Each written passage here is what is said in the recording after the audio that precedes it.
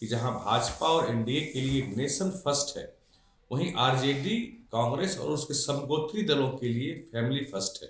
उन लोगों के लिए परिवार ही प्रथम है। एक नया विश्वविद्यालय बन रहा है मोदी सरकार में, 2 नए कॉलेज बन रहे हैं मोदी सरकार में, 37 नए स्टार्टअप शुरू हो रहे हैं, हर दिन 3 नए जन औषधि केंद्र खोल रहे हैं। कि कोई भी विधायक और सांसद अपने क्षेत्र के प्रति, क्षेत्र की जनता के प्रति जवाबदेह होता है। उसको मालूम है कि विकास का काम एनडीए में रह के ही हो सकता है, राजद कांग्रेस के शासन में विकास का काम नहीं हो सकता। नमस्कार दोस्तों, आप देख रहे हैं DDW24 न्यूज। मैं हूं आपके साथ दिव्या पांडे। इस वक्त हम मौजूद है बीजेपी कार्यालय में। हमारे साथ बात करने के लिए बीजेपी के प्रदेश प्रवक्ता नीरज कुमार है। इनसे ये बात करेंगे कि देखिए, अभी कल की बात कहे तो तेजस्वी प्रसाद यादव जो है, लालू प्रसाद यादव भरी मन से कहे थे कि हम परिवारवाद नहीं करते हैं, मोदी जी परिवारवाद सिद्ध करते हैं। वही देख लिया जाए तो तेजस्वी प्रसाद यादव जो है अब अपनी पत्नी को और अपनी बहन मीसा भारती को चुनाव में खड़े कर रहे हैं और चुनाव लड़ने के लिए तैयार है। क्या कहिएगा इस पे? ये बड़ा स्पष्ट है, देश की जनता भी इसे देख और समझ रही है कि जहां भाजपा और एनडीए के लिए नेशन फर्स्ट है, वहीं आरजेडी, कांग्रेस और उसके समगोत्री दलों के लिए फैमिली फर्स्ट है। उन लोगों के लिए परिवार ही प्रथम है।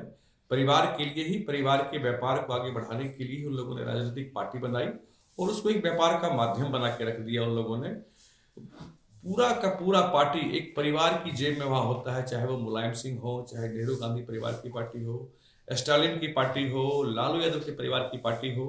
इनको कोई दूसरा नहीं सोचता। जब ये जेल जाएंगे तो जब चारा चोरी करके जब ये जेल जाते हैं तो पत्नी को मुख्यमंत्री बनाते हैं।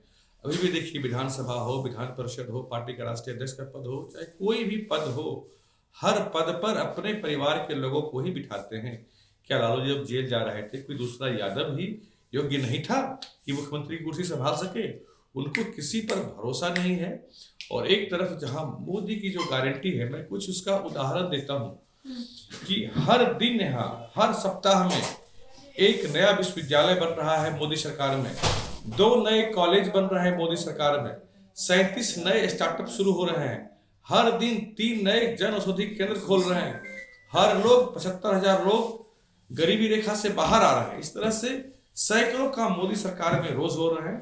इसलिए देश की जनता और बिहार की जनता को सिर्फ और सिर्फ मोदी की गारंटी पर ही भरोसा है। और इसीलिए हम लोग कहते हैं कि अब की बार 400 पार देश की जनता ने मन और मिजाज बना लिया है। ये लोग जैसे कि बपराहट काटता है ना, बिहार में सब चलता है बपराहट काटना। जब बड़ी मार पड़ती है, बहुत मार पड़ती है, तो बपराहट काटता है और बपराहट में बोलता है माय बाप। तो ये लोग पहले भूरा बाल साफ करो शुरू किए, उसके बाद भूरा चूहा पर आए, फिर वह भी नहीं चला तो माय समीकरण बनाए। अब जब माय समीकरण भी इनका ध्वस्त होने लगा तो A to Z पर आए। जब वह भी नहीं चला तो ये लोग अब माय बाप करने लगे हैं। तय मानिए, मोदी जी का सबका साथ, सबका विकास देश की जनता के दिलो दिमाग में, 140 करोड़ जनता के दिलो दिमाग में घर कर चुका है। अभी कोई माय बाप करते रहे, कुछ नहीं चलने वाला। इस बार भाजपा अकेले दम पर 370 से अधिक सीट और एनडीए 400 से अधिक सीट लाकर भारी बहुमत से पुनः प्रधानमंत्री मोदी जी को तीसरी बार प्रधानमंत्री हम लोग बनाने वाले हैं। आप कर रहे हैं, लालू तेजस्वी तो परिवारवाद कर रहे हैं, तो बीजेपी वाले, एनडीए वाले कहाँ पीछे रह गए? यहाँ देख लिया राजनाथ सिंह को, बृजभूषण सिंह को, ये भी तो परिवारवाद कर रहे हैं। तेजस्वी जी पे तो आप लोग बोल देते कि परिवारवाद करते हैं और चारा चोर करके नहीं लालू जी जेल जाते हैं, तो परिवारवाद तो बीजेपी में भी दिख रहा है। बड़ा स्पष्ट है मैडम, परिवार और परिवारवाद में बड़ा अंतर होता है। जब कहीं वाद लगता है तो इसका मतलब होता है कि वहां तय होता है कि वहां लालू जी के बाद उनका बेटा ही इस कुर्सी पर बैठेगा, उनका बेटा के बाद उनकी बहन पत्नी इस कुर्सी पर बैठेगी। भाजपा में एक भी नेता ऐसा नहीं है जिसका विषय भी तय हो कि वही आगे भविष्य में पार्टी का नेतृत्व संभालेगा। यहाँ किसी की पॉकेट की पार्टी नहीं है, ये कार्यकर्ताओं की पार्टी है। लेकिन वहाँ क्या है कि वह उनके पॉकेट की पार्टी है, उनके परिवार की पार्टी है।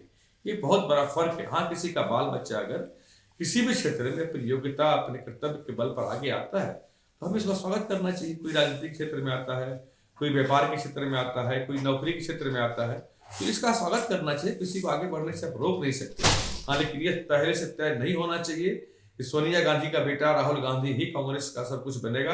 अब राजा रानी के पेट से राजा पैदा नहीं होगा, ये हमारा कहना है। चलिए, चिराग पासवान और पशुपति पारस दोनों चाचा भतीजा जो बहुत नाराज चल रहे हैं, एक दूसरे से बहुत खफा है, और वही देख लेते चिराग पासवान जो कहते हैं, आप लोग कहते हैं कि चिराग पासवान एनडीए के सदस्य हैं और वो हनुमान है प्रधानमंत्री नरेंद्र मोदी के, तो फिर नाराज क्यों चल रहे हैं? दो बार प्रधानमंत्री अभी बिहार में आए, एक बार भी स्टेज सर पे नहीं गए चिराग पासवान। देखिए, कहीं कोई नाराज नहीं है। और बिहार में मुहावरा चलता है कि पति पत्नी के झगड़ा में जो परे 16 बरस। तो चाचा भतीजा के बीच की बात है, उनके परिवार की बात है। वो लोग बहुत मैच्योर हैं, अपनी अपनी पार्टी के नेता हैं, उनको पता है सही समय पर क्या फैसला करना है, कैसे फैसला लेकिन करना है। मोदी जी के स्टेज और शेयर पे तो जी, नहीं जा रहे हैं चिराग पासवान। दो बार आए, दोनों बार नहीं गए, कहीं तो खुद खटपट चल रहा है। मोदी जी का 2 नहीं 3 स्टेज सजा बिहार में अभी, औरंगाबाद, बेगूसराय और बेतिया। हाँ, तीनों में से कहीं नहीं गए। मैं बताऊं कि तीनों के तीनों मोदी जी का सरकारी कार्यक्रम था। वो कोई प्राइवेट कार्यक्रम नहीं था, वो कोई जन रैली नहीं थी। उस कार्यक्रम में उसी क्षेत्र के सांसद और विधायक उपस्थित थे जिन क्षेत्रों की योजनाओं का माननीय मोदी जी ने शिलान्यास, उद्घाटन अथवा लोकार्पण किया था। उदाहरण के तौर पर देखिए, औरंगाबाद में माननीय मांझी जी थे, बेगूसराय में वो नहीं थे। बेगूसराय में माननीय नीतीश कुमार जी थे, वो बेतिया में नहीं थे। तो क्या इसको बोलेंगे आप? लेकिन चिराग पासवान तो तीनों में से कहीं नहीं गए हैं ना। तो कहीं ना कहीं एनडीए में कुछ खटपट चल रही है क्या? उनके हनुमान क्यों रुष्ट है? जमुई के सांसद हैं और जमुई के लिए कोई योजना अभी फिलहाल इस 3 बार जो मोदी जी आए कोई योजना नहीं थी, इसलिए वो नहीं थे। लेकिन उन्होंने कल भी ट्वीट करके कहा है, कल उनकी पार्टी की बैठक हुई है, उन्होंने स्पष्ट किया है प्रेस कैमरा के सामने में एनडीए के साथ थे, हैं, रहेंगे। इसमें कोई मतलब संशय नहीं होना चाहिए। तो विरोधी लोग ऊपर से उठा के कुछ देख रहे हैं, कुछ टपक जाए, लेकिन तय मानिए कहीं कुछ नहीं टपकने वाला। राहुल गांधी उन्हें 10 सीटों का ऑफर दिए हैं, तेजस्वी जी भी उनको ऑफर दे रहे हैं। डूबते नाव की सवारी क्यों करेगा? ऑफर देने में तो उनको पता है कि सीट कोई जितना है नहीं, तो 10 क्या वो 100 सीट का ऑफर करते, क्या फर्क इससे पड़ता है? लेकिन डूबते नाव की सवारी कोई नहीं करना चाहता। आपको देखिए, लोग इंडिया अलायंस बनाए थे, तितर बितर हो गया। अपनी पार्टी, उनकी विधायक और सांसद छोड़ छोड़ के भाग रहे हैं राजद और कांग्रेस के, क्योंकि उनको पता है कि एक डूबती नैया है, इस पे सवारी करके बेटरनी पार नहीं कर सकते। वो उन सबको हम मालूम है। तो डूबती नैया की सवारी कोई नहीं करना चाहता। और भाई एक महत्वपूर्ण बात यह भी है कि कोई भी विधायक और सांसद अपने क्षेत्र के प्रति, क्षेत्र की जनता के प्रति जवाबदेह होता है।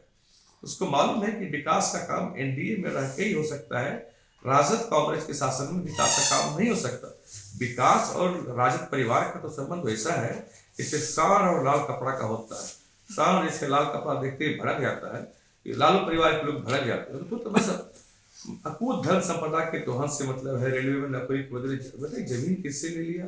जो उनके यहाँ गौशाला में काम करता था, जो उनको गाय की सेवा करता था, किसी को हड़प सकते हैं, वो किसी की नहीं है, सिर्फ और सिर्फ अपने परिवार के वो हैं। और अब बिहार की यादव भी इस बात को समझ चुके हैं, भली भांति समझ चुके हैं कि लालू यादव ने उनको बरगला कर उनका वोट तो लिया, लेकिन उनको स्थान के लिए कुछ नहीं किया। इसका सबसे बड़ा उदाहरण है मैडम कि अभी जो कुछ दिन पहले सरकार ने, जिसमें कि तेजस्वी यादव डिप्टी सीएम थे, आंकड़ा जारी किया जातीय सर्वे का, उसमें यादव और मुस्लिम की स्थिति क्या थी आपको एक बार पढ़ लीजिए उसको। तो कह रहे हैं हम ही कहे तो क्या कहते हैं चाचा से कि जातीय जनगणना करेंगे, पता चला सबका आंकड़ा। अरे करने से क्या होगा? उसमें यादव और मुस्लिम की स्थिति सबसे खराब थी।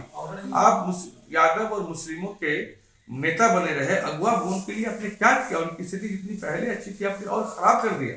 सबका दोहन कर सिर्फ और सिर्फ अपने परिवार को लाल करते रहे, बाकी किसी के लिए कुछ नहीं। यहाँ तक कि उन्होंने यादवों की छवि तो अपराधियों की बना दी, जबकि यादव तो कृष्ण के वंशज रहे हैं, उनमें इतिहास में बड़ा गौरवशाली उनका स्थान रहा है।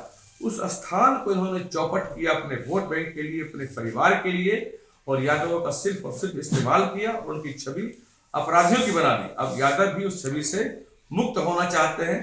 यादव भी अब अच्छी जिंदगी, अच्छा स्कूल, अच्छी पढ़ाई चाहते हैं, इसलिए यादव भी एनडीए के साथ हैं, तय मानिए। उपेंद्र कुशवाहा नाराज चल रहे, उनके घर पे पहुंचे हुए थे संजय जी। बिल्कुल नाराज। मैं तभी कुछ देर पहले न्यूज में देख रहा था कि उपेंद्र कुशवाहा कह रहे हैं कि एनडीए में सब ठीक है। कहाँ कोई नाराज है? खबर कहाँ से आप लोगों को मिलती है? शायद आरजेडी कांग्रेस वाले लोग इस खबर को फैलाते हो। बिल्कुल उनकी बातों को गंभीरता से नहीं लीजिए, न कोई देश को उनकी बातों को गंभीरता से ले रहा है, कोई नहीं ले रहा, आप भी मत लीजिए।